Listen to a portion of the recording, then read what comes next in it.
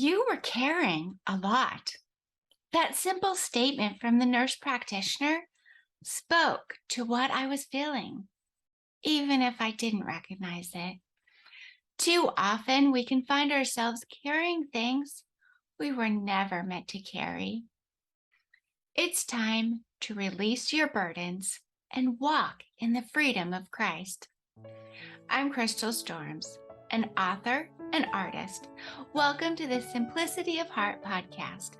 You're listening to episode 6. This is a podcast about cultivating the simplicity that is in Christ so we can move forward from a place of rest.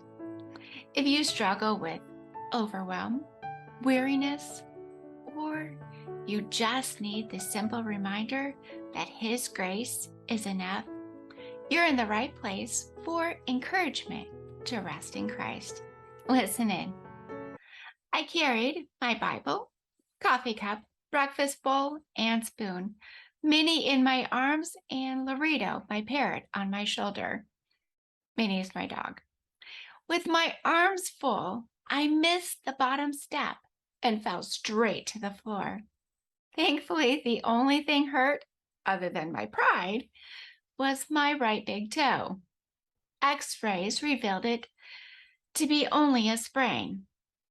After I listed off what I carried in my arms, the nurse practitioner's simple remark struck me. You were carrying a lot. So often what we carry can't be seen. Uneasiness over what may happen. Grief over others' burdens. Weighed down by it all. Maybe, like me, you need to hear you're carrying a lot. F. W. Boreham knows the feeling. He writes, "The other evening I was staggering under a load that was heavy enough to crush half a dozen strong men. Out of sheer exhaustion, I put it down and had a good look at it. I found that it was all borrowed. Part of it belonged to the following day. Part of it belonged to the following week. And here was I borrowing it that it might crush me now. It was a very stupid, but a very ancient blunder." I can relate. Some of what we carry is ours to bear. For that, God gives us grace and carries it with us if we allow Him to do so. But we can also carry things that were never meant for us. I want to offer you 3 questions to determine if what you're carrying is yours to bear. Am I borrowing burdens? Pondering what will happen when or if, wondering how I will manage an upcoming task or encounter. But worrying about tomorrow steals the peace of today. And doesn't each day have enough trouble of its own? As Jesus said in Matthew 6:34, "Therefore, do not worry about tomorrow, for tomorrow will worry about its own things. Sufficient for the day is its own trouble." 2. Am I taking on others' burdens? Loving God and loving others means offering practical help to those in need and bringing their burdens to God in prayer. As Paul writes in Galatians 6:2, "Bear one another's burdens and so fulfill the law of Christ." But we're not to be weighed down by others' burdens, just as we're not to be weighed down by our own burdens. Which brings me to the final question. Am I attempting to carry things that are too heavy for me? Things that can weigh me down are emotions that pierce my heart. Fear, anger, sadness, memories from my past, mistakes I've made, or things that have been done to me. In The Hiding Place, Corrie ten Boom shares what to do with those things that are too heavy. As a child, Corrie loved to ride on the train with her father. Those one-on-one times allowed Corrie to share her troubles. And on one such occasion, she asked, "Father, what is sexing?" It was a term she'd heard at school. But instead of answering her question, Corrie's wise father asked her to carry his traveling case off the train. She tried with all her might to lift her father's case, but the case wouldn't budge. Finally, she gave up. Yes, he said, and it would be a pretty poor father who would ask his little girl to carry such a heavy load. It's the same way with knowledge. Such knowledge is too heavy for children. When you are older and stronger, you can carry it.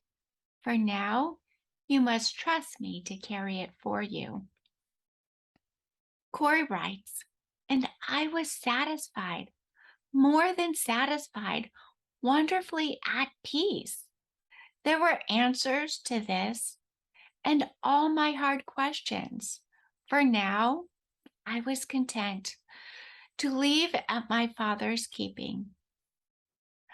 I used to attempt to fill my arms and carry all the grocery bags into the house in one trip, calling myself the one-trip wonder. But more often than not, I was left with shoulders that ached long after the groceries were put away. I didn't have to carry it all alone. I learned I could avoid shoulder aches by making multiple trips. We don't have to carry our burdens alone. We have a good Father who carries us and our burdens too. Jesus calls us to come to me, all you who labor and are heavy laden, and I will give you rest. Take my yoke upon you and learn from me, for I am gentle and lowly in heart, and you will find rest for your souls. For my yoke is easy and my burden is light. What a powerful and sweet invitation. Each week, I want to offer you a question to journal about or simply contemplate. In what area or areas are you carrying burdens that are too heavy for you? What is one step you can take to release your burdens to Christ so you can experience the rest He promises? Thanks for listening to episode 6 of the Simplicity of Heart podcast. I hope this simple encouragement of releasing your burdens can help you cultivate a rhythm of rest. Because while it's true that life is complicated, our hearts find rest when we keep first things first and release the rest. As always, you can find me online at crystalstorms.me, where you can also find a blog post of this episode. Instagram is where I hang out the most. Find me at crystal_storms. I would love to see you there. I created a free resource to help you experience heart rest. Go to crystalstorms.me to sign up to receive Rest in Christ, 31 personalized scriptures to anchor your heart to truth. You can also find the link in the show notes. As we close, I want to leave you with another quote from Corrie ten Boom. Any concern too small to be turned into a prayer is too small to be turned into a burden. Thank you for listening, sweet friend. Until next time, rest in Christ.